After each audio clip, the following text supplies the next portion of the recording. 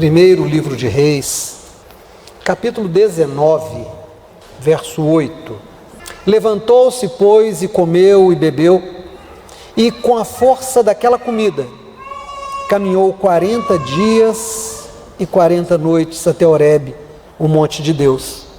E ali entrou numa caverna e passou ali a noite. E eis que a palavra do Senhor veio a ele e lhe disse: que fazes aqui, Elias? E ele disse: tenho sido muito zeloso pelo Senhor, Deus dos exércitos, porque os filhos de Israel deixaram a tua aliança, derrubaram teus altares e mataram os teus profetas à espada, e eu fiquei só, e buscam a minha vida para me tirar. E ele lhe disse: sai para fora, põe-te neste monte perante a face do Senhor. E eis que passava o Senhor, como também um grande e forte vento que quebrava os montes, fendia as penhas, diante da face do Senhor. Porém o Senhor não estava no vento. Depois do vento, um terremoto. Também o Senhor não estava no terremoto. E depois do terremoto, um fogo. Porém o Senhor não estava no fogo. Depois do fogo, uma voz mansa e delicada.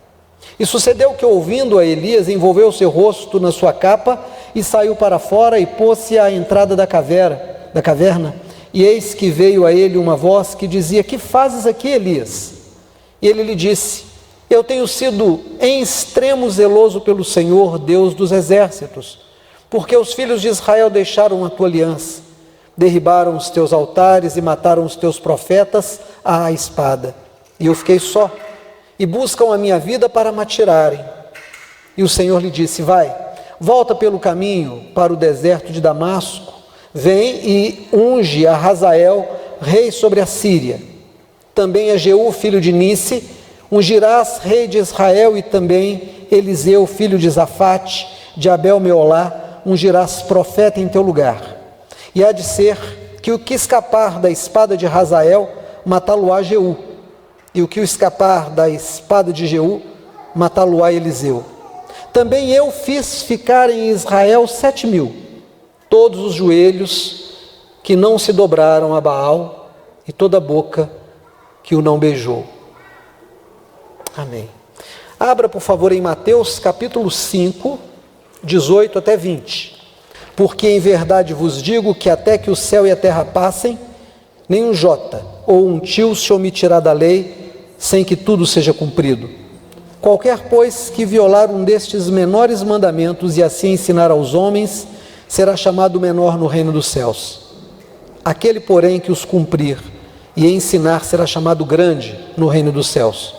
Porque vos digo que se a vossa justiça não exceder a dos escribas e fariseus, de modo nenhum entrareis no reino dos céus. Amém. Por favor, Nízia, coloca aquela música que eu pedi. Prestem atenção nessa música, por favor. Luiz de Carvalho, saudoso Luiz de Carvalho, falecido, cantava hinos de uma forma maravilhosa. E nessa música ele cita um texto que está em Cantares capítulo 2, verso 1, quando a amada de Salomão diz: eu sou a rosa de Saron, eu sou o lírio dos vales. E o seu amado Salomão repete isso e depois confirma, dizendo a ela: sim, você é a mais bela flor de todo o jardim. Luiz de Carvalho, nessa música maravilhosa, ele vai dizer que Jesus é a rosa de Saron e é o lírio dos vales. Mas nessa analogia isso não é correto. Na analogia perfeita, a rosa é a igreja, Jesus é o noivo, porque a amada diz a Salomão: eu sou a rosa de Saron. Saron é uma região, é uma planície muito fértil, que fica onde hoje está a cidade costeira de Tel Aviv-Rafá, em Israel. Cerca de 90 quilômetros de extensão é a região de Saron. E é interessante, irmãos, porque essa rosa de Saron não é a rosa que nós conhecemos. A tradução chama de rosa, mas também chama de lírio dos vales. Não se sabe exatamente que flor era essa, mas era uma flor muito especial, porque ela serve de analogia para a própria Sulamita se reconhecer e dizer: eu sou a rosa de Saron. E o seu amado diz: sim, você é a mais especial, é a mais linda de todas. Então imaginamos nós que essa flor era uma flor muito, muito especial, uma flor que se distinguia das outras. E na analogia de chamar a igreja de rosa de Saron e não Jesus de a rosa de Saron, nós entendemos quando o Senhor Jesus diz que a igreja tem uma vocação de ser sal na terra e luz na terra e ser uma rosa diferente de todas as outras flores do jardim de Deus. E o jardim de Deus é toda a terra, todas as pessoas são flores de Deus, mas a igreja do Senhor tem que ser uma flor diferente, tem que ser uma flor com um aroma mais gostoso, com uma cor mais bonita, com uma capacidade de resistir às intempéries como nenhuma outra flor. Essa é a vocação da igreja. Pastor, mas o senhor não leu esse texto, está falando dele, equivocou-se? Não, não me equivoquei. Hoje eu queria falar de rosa. Então já falei da rosa de Saron. Ouvimos a música do Luiz de Carvalho cantando sobre a rosa. E eu fiquei pensando, nos dias de hoje que nós vivemos, são dias terríveis. São dias muito, muito difíceis. Se alguém ainda não sentiu a dificuldade, espera um pouquinho. A igreja do Senhor se desviou lá atrás, se tornou uma igreja apóstata, negando todos os princípios, se aliando a tudo que há de pior nesse país, clamando contra os princípios da palavra por princípios dos homens. Sua liderança caminhou em direção ao poder, se aliou, se vendeu, e hoje nós temos uma igreja que é uma grande empresa. É interessante ver como é que a Coca-Cola está crescendo. Interessante. Coca-Cola agora anda comprando fontes de água. Ela comprou todas as empresas de suco, ela comprou as marcas de refrigerantes pequenos, ela comprou fontes de água e agora tem várias marcas de água. Quando você compra uma garrafinha, está escrito lá, The Coca-Cola Company. A Pepsi-Cola também faz isso, a Nestlé também faz isso. As grandes empresas estão crescendo, estão comprando pessoas, governos, fiscais, destruindo tudo em nome do lucro. Mas as igrejas também fizeram isso. No tempo de Luiz de Carvalho, que cantou a rosa vermelha, a rosa de Saron, o lírio dos vales, os programas de televisão tinham alguns pastores que pregavam o evangelho. Rex Ramba, me ajuda aí, Jim Swaggart, tinha alguns.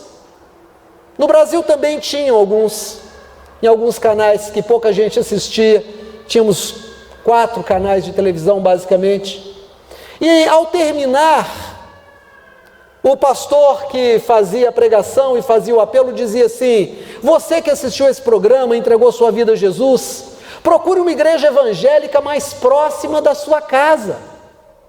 Qualquer igreja que pregar o evangelho, vá para lá. Não havia uma necessidade de puxar a pessoa para a sua igreja, mas havia uma ideia de que o reino de Deus é maior do que uma denominação. Hoje, as igrejas se tornaram como a Coca-Cola, como a Nestlé, como a Vale do Rio Doce. Nós temos franquias e filiais se espalhando. Numa pequena região você tem 3, 4, 5, 6 da mesma denominação. E sabe, tem gente que vem na televisão e diz assim: venha para nós somos 50 mil pessoas, nos deixe cuidar de você. Não há mais uma ideia de reino, há uma ideia de denominação. Os pastores, que um dia eu acredito, porque eu acho que eu passei por esse processo, imagino que os outros pastores também passaram, se sentiram chamados. E eu me lembro do Logos, que nós tivemos a felicidade, né, Marcinha, de receber aqui na igreja, pastor César, Paulo César, né, cantando. Você se lembra do dia que o Senhor te separou entre tantos amigos, Deus separou você para o evangelho? Irmãos, quando Deus separa alguém para o evangelho, é como um relâmpago que cai na cabeça daquela pessoa. Sabe, tudo perde o sabor. A única coisa que faz sentido na vida da gente, a única coisa que faz a gente ser feliz é a pregação do evangelho. E quando eu aceitei Jesus, eu sabia duas coisas: pastor não ganha dinheiro e pastor sofre pra caramba. Mas era um bom projeto, porque era o projeto que Deus tinha colocado no meu coração. Mas de repente os pastores deixaram de ser pastores e começaram a virar vereadores. E não satisfeitos começaram a se tornar deputados. Sabe, de repente, o poder político e a igreja, a coisa se fundiu de tal maneira que você vê hoje as duas coisas juntas, misturadas, e você não sabe onde termina uma e onde começa a outra, onde começa uma, onde termina a outra. As grandes denominações matam as pequenas, os pastores se enriquecem, as igrejas se tornam partidos e currais políticos, e o povo de Deus vai batendo palma atrás desses homens e dessas mulheres, e a parada anual, a parada de Cristo, é tudo menos a parada de Cristo. Trocaram o símbolo da cruz pelo símbolo da arma. Mas é a igreja. E eu fiquei pensando: Senhor, e a rosa de Saron? E a igreja que foi chamada para ser essa rosa diferente, a mais bela entre todas as da terra? E aí eu comecei a lembrar de gente. E eu me lembrei de um moço chamado Giovanni di Pietro di Bernardone, nascido em 1182 na cidade de Assis, na Itália, filho de um comerciante muito rico, viveu dissolutamente, mas um dia ouviu a pregação do Evangelho, fez uma diferença na vida dele. Ele disse: não está certo, eu sou filho de um homem rico, eu sou um rapaz rico, mas eu vivo no meio de um povo muito pobre, e eu descobri no Evangelho desse Jesus que pregaram para mim. 1182 ele nasceu, nós estamos falando mais ou menos então em 1200 e alguma coisa. Ele diz: eu não posso viver sem ouvir o choro dos que estão sofrendo, eu não posso olhar a criança na rua morrendo de fome, eu não posso olhar o velho que morre sem assistência, eu preciso me colocar ao lado deles. E a gente não sabe bem quando é que ele muda de nome, mas ele funda uma ordem religiosa e ele sai pregando o Evangelho. Ele larga a sua riqueza, ele larga o dinheiro e toma o nome de Francisco. E como ele vinha da cidade de Assis, ele ficou conhecido como Francisco de Assis, e fundou a ordem dos franciscanos e fez um trabalho magnífico. Fiquei pensando ainda em outro homem muito interessante, chamado Siddhartha Gautama, o Buda histórico. Muito interessante a história dele. Um príncipe, nascido muito rico, morava dentro de uma vila cercada por um grande muro, onde havia ali dentro um grande castelo, e ele nunca viu ninguém velho, porque o pai dele não deixava. Ele nunca viu ninguém doente, porque o pai dele não deixava. Ele nunca viu ninguém feio, segundo os padrões daquele lugar, daquela época, porque o pai dele nunca deixou. Não lhe faltava nada. Casou-se ainda adolescente, 14, 15, 16 anos. Tem uma bela esposa, mas um dia ele sai e ele viu um velho, pobre, caminhando na rua, e aquilo o impactou.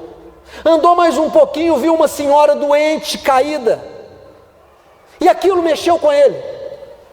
Andou mais um pouquinho e viu um corpo sendo levado para ser enterrado. Ele nunca tinha visto ninguém morrer. Voltou para casa, aquilo ficou dentro dele, e algum tempo depois ele se lembra de também ter visto alguém que estava buscando uma explicação de por que o homem existe, por que a doença acontece, e ele resolve então largar toda a sua riqueza e buscar essas respostas, porque ele diz: a vida tem que ser mais do que simplesmente viver num castelo, comer, beber, ter de melhor e fingir que não existe as coisas feias da vida.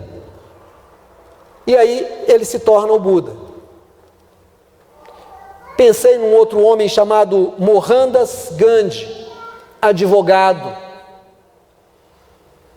estudou em Londres, volta para sua terra, a Índia, e vê uma pobreza incrível. A Índia, milhões de pessoas, olha para mim, centenas de milhões de pessoas,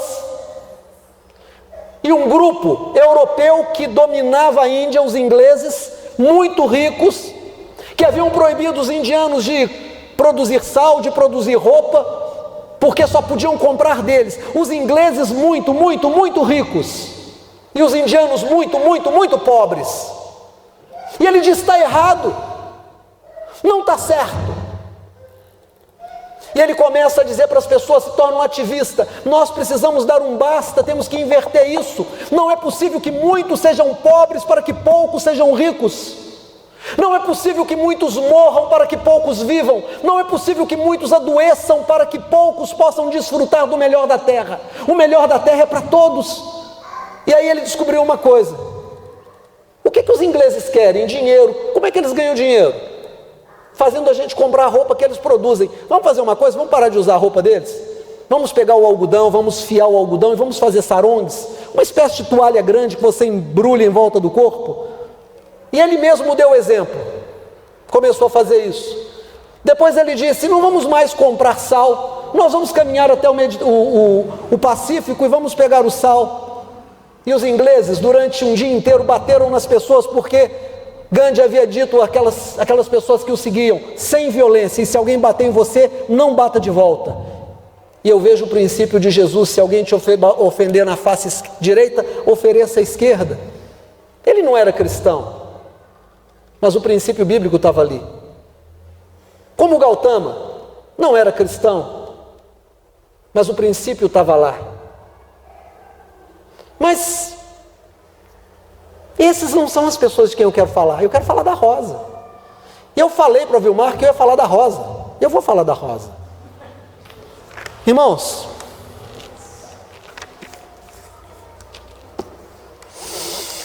quero falar da Rosa e vou falar da Rosa. Rosa Parks.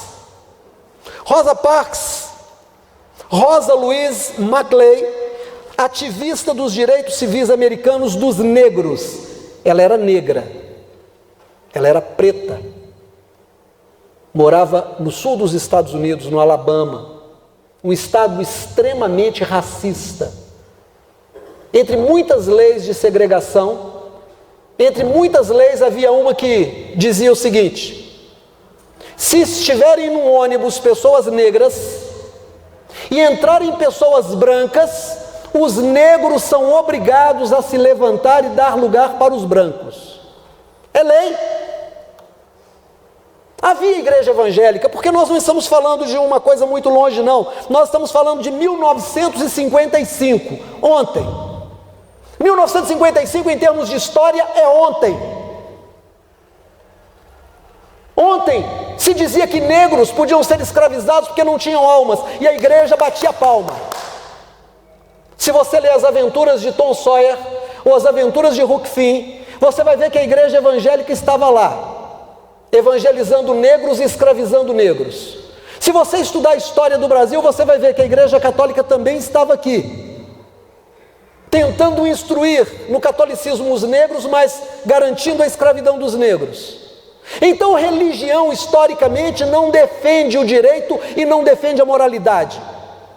Muitas vezes apenas se alia ao poder, e nós estamos vivendo no Brasil, nesse momento, um quadro muito parecido com isso, onde a igreja está defendendo o indefensável, onde a igreja está abandonando os princípios da palavra de Deus,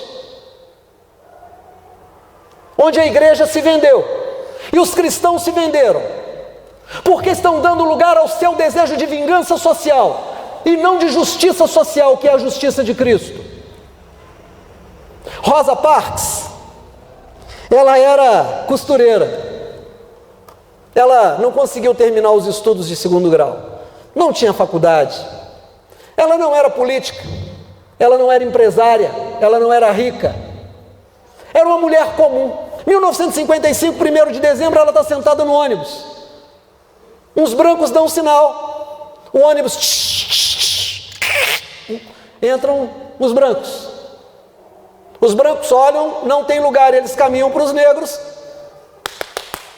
Os negros ficam ali meio amoitadinhos, o motorista sai do seu lugar, vem e diz: todo mundo de pé. Haviam 4, Rosa e mais 3 homens. Os 3 homens, homem é forte, homem, levantaram e deram os lugares. Pode sentar, faz favor. Rosa se rebelou. Rosa olhou para aqueles brancos e diz: vão em pé. Daqui eu não saio, daqui ninguém me tira. O motorista chegou para ela, botou o nariz no nariz dela e disse: como é que é? Você quer ser presa? Ela disse: pode prender. Chamaram a polícia. A polícia veio e prenderam Rosa Parks. E ela foi levada à delegacia e passou a noite presa. Mas ela era ativista dos direitos civis dos negros. Ativista significa alguém que se envolve com o objetivo de mudar alguma coisa que é injusta. Porque ela dizia: não está certo o negro ganhar menos, não está certo o negro não estudar, não está certo o negro não conseguir empregos com bons salários, não está certo o negro não poder sentar depois de um dia de trabalho no ônibus e ficar no seu lugar, porque ele tem que dar lugar para o branco. Ela era ativista, ela se juntou a um grupo que disse: vamos mudar isso. Mas a igreja já existia. Em 1955 a igreja estava lá, a igreja evangélica, batista, metodista, presbiteriana e um monte de outras igrejas, igreja católica, tinha um monte de igreja. Mas a igreja achava que isso era normal. Nem sempre a posição da igreja é a posição do Senhor da igreja. Nem sempre a posição dos cristãos é a posição do Cristo. É por isso que a gente não pode se afastar daqui. Rosa foi liberada no outro dia porque o presidente da associação de ativismo que ela fazia parte pagou a fiança, mas ela passa a ser perseguida, ameaçada de morte, perdeu seu emprego, não conseguiu emprego, mudou de estado. Nesse outro estado, ela acabou sendo contratada por alguém, trabalhou lá durante algum tempo, acabou se tornando uma senhora e com 88 anos aconteceram algumas coisas muito interessantes. Em 1976, ela recebeu a honra de ter o nome dela numa rua. A 12ª Street, qualquer coisa lá, se transformou na Rosa Parks Boulevard. Em 1999, ela recebeu do presidente Bill Clinton uma medalha de ouro do Congresso americano. Em 1977, em Michigan, o dia 4 de fevereiro se tornou o dia Rosa Parks. O ônibus onde ela se recusou a dar lugar faz parte do The Henry Ford Museu. E o presidente Barack Obama quis, antes de deixar a presidência, ir até o museu, entrar no ônibus e sentar no lugar que Rosa Parks havia sentado. E tem uma foto dele sentado naquele mesmo lugar, olhando pela janela. Não era uma mulher diferente das mulheres que estão aqui hoje. E sabe o que aconteceu com ela? Ela acabou mais velha, não conseguindo pagar a hipoteca do seu apartamento. E o banco perdoou, quando soube que era a Rosa Parks, perdoou a dívida dela. E ela foi sustentada por uma igreja metodista, onde ela se tornou diaconisa. E hoje ela está na história. Mas o que ela fez de extraordinário? Ela fez a mesma coisa que Siddhartha Gautama fez. Ela fez a mesma coisa que o Mohandas Gandhi fez. Ela fez a mesma coisa que Francisco de Assis fez. Ela fez a mesma coisa que Jesus fez. Ela se levantou contra o que está errado. Hoje, depois da escola dominical, e nós tivemos uma bela escola dominical, e o Tiago disse na saída: como é que eu vou praticar isso que a gente está estudando no Salmo 51 e 52? E eu disse: você não precisa sair sendo chato do serviço, chato da família, você não tem que ser aquele pedante político que quer mudar tudo na marra. Você só não pode concordar com o que está errado. Irmãos, quem ri de uma piada racista, é racista. Nós estamos vivendo um momento em que os trabalhadores perderam os seus direitos, em que uma produção de miseráveis começou. Olha aqui para mim, por favor, você que hoje está trabalhando, você está na linha de ser um miserável daqui a alguns anos. Não tem mais aposentadoria. O Brasil está sendo sucateado. As empresas estão quebradas.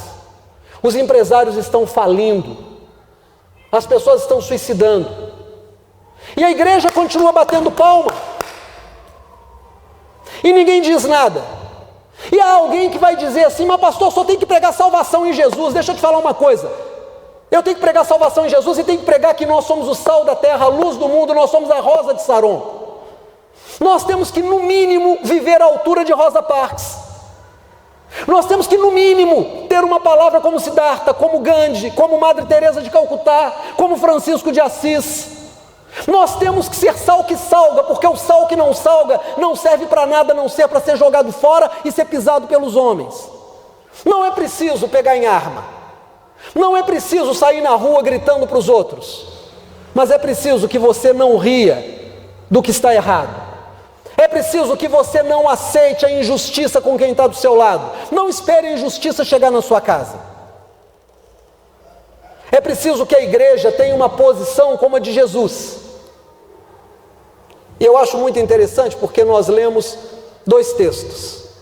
Nós lemos um texto em que um profeta, e não é qualquer profeta não, Elias, olha aqui para mim em nome de Jesus. Eu estava aqui durante a música do Luiz de Carvalho, e eu realmente fiquei cheio do Espírito, e eu comecei a dizer: Deus, eu queria tanto ter podido estar naquelas igrejas onde Luiz de Carvalho cantou. Eu fico imaginando os cultos à noite, culto de domingo à noite com Luiz de Carvalho cantando, a igreja de mãos levantadas. E aí Deus ministrou o meu coração e disse: mas eu não te queria lá naquela época, eu te queria e te quero aqui. E Ele disse para mim: prega o que eu mandei você pregar. Prega o que eu mandei você pregar. Ouvirão aqueles que têm de ouvir, e irão embora os que têm de ir embora. Não se preocupe, eu acertarei as contas com todos. E o texto que nós lemos no Velho Testamento, Elias, o maior de todos os profetas de Israel, o único profeta que aparece ao lado de Jesus na transfiguração. Ele se desanima de Israel. Ele havia acabado de desafiar 850 profetas de poste, ídolo e de Baal. Ele havia pedido que caiu fogo do céu. O povo disse que o Senhor seja Deus da nossa vida. Ele achou que estava tudo resolvido. Passaram-se algumas horas, alguns dias, o povo abandonou de novo a Jeová, porque aquela praga chamada Jezabel havia ameaçado de morte quem não seguisse o plano político-religioso dela. E o povo bandeou. Elias diz: não vale a pena pregar para esse povo.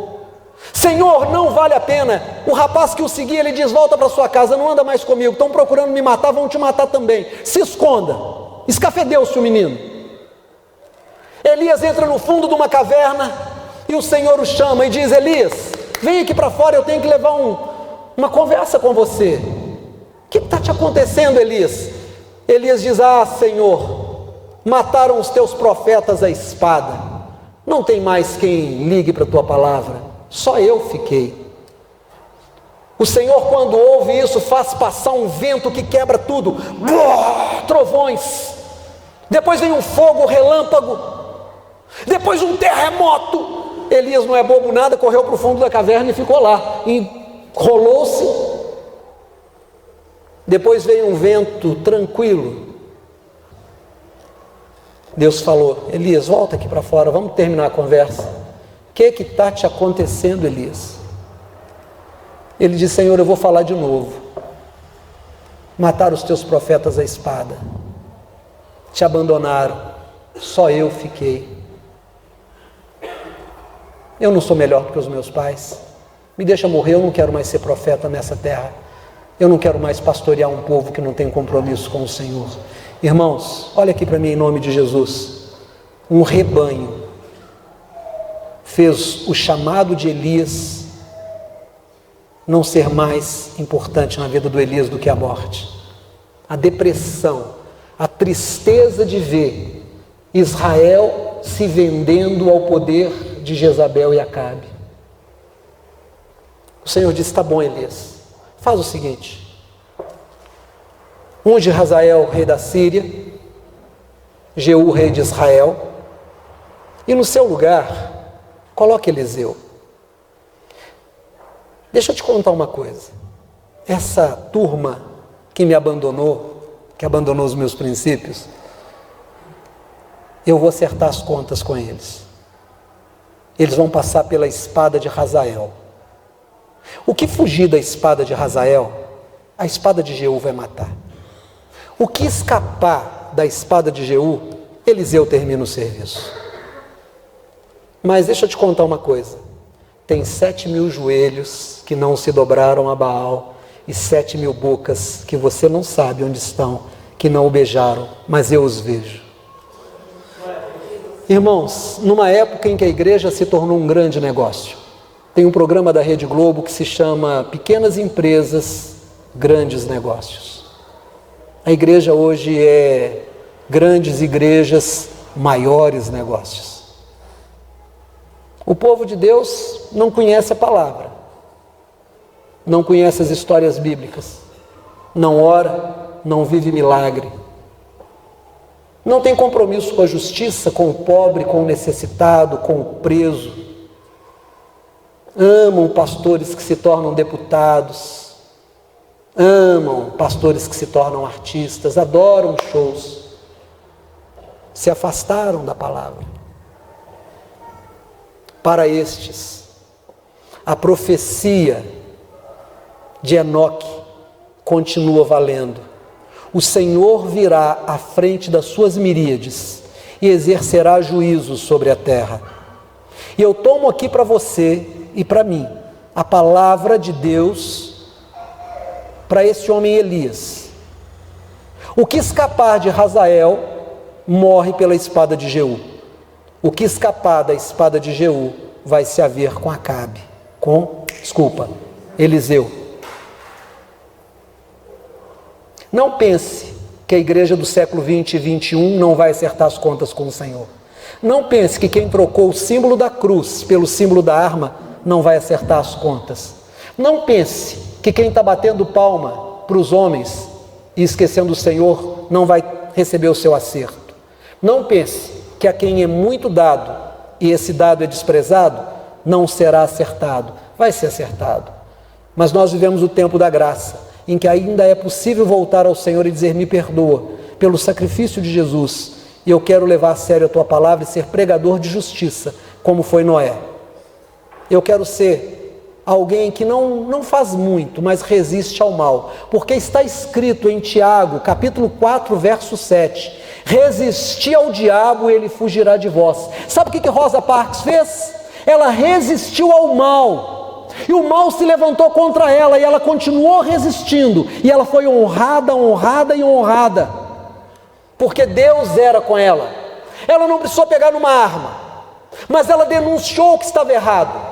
Ela não riu no churrasco de família de que os negros tivessem que se levantar. Ela não riu da piada racista. Ela não deu o lugar dela, porque ela disse: isso está errado. Se eu e você fizermos só a nossa parte, no nosso emprego, na nossa família, na nossa casa, na nossa rua, no nosso condomínio, nós teremos cumprido aquilo que Deus tem esperado de nós. Olha aqui para mim, em nome de Jesus. Rosa Parks estava cheia do Espírito Santo quando ela se revoltou com aquilo, porque o que ela fez, sabe o que aconteceu?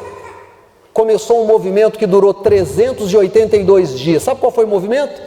Sabe o que os negros fizeram com Martin Luther King, um pastor negro da Igreja Batista, encabeçando? Disseram: nós vamos boicotar os ônibus, nós não vamos mais andar de ônibus. Durante 382 dias eles não pegaram mais ônibus naquela cidade.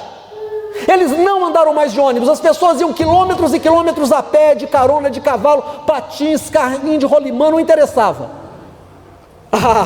As empresas tomaram prejuízo, e tomando prejuízo, a Suprema Corte Americana, o STF do Brasil, né, o equivalente ao STF do Brasil, julgou a lei inconstitucional, e ela caiu, e os negros puderam ter paz dentro dos ônibus, porque uma mulher cheia do Espírito Santo não orou em língua,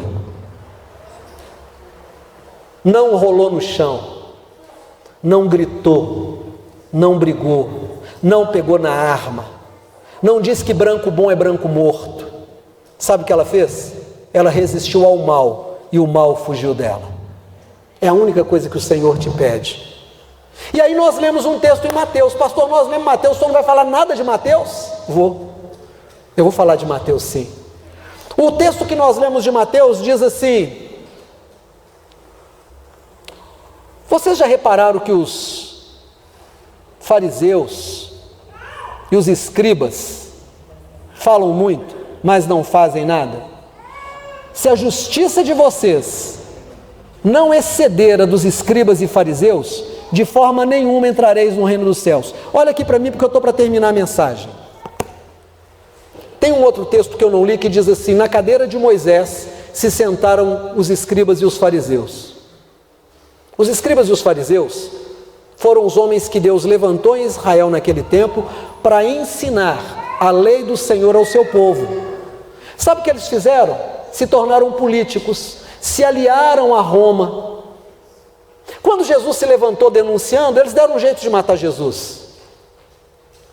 Mas antes Jesus disse assim: se a sua justiça não exceder a dos escribas e fariseus, você não vai entrar no reino do céu.